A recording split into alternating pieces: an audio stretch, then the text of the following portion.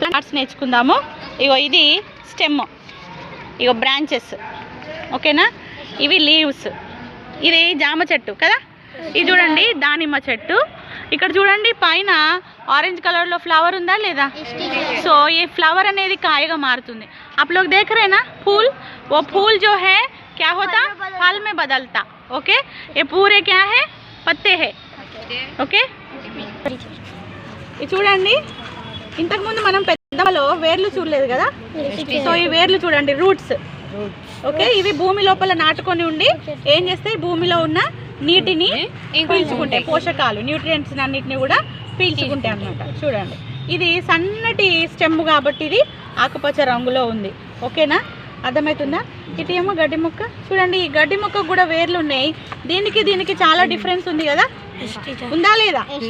So next క్లాస్లో ఇవి ఏ రకమైన వేర్లు ఇవేంటి అనేది తెలుసుకుందాం. आपको मालूम पड़ रहा है, समझ में आ रहा नहीं, तो देखेंगे हम.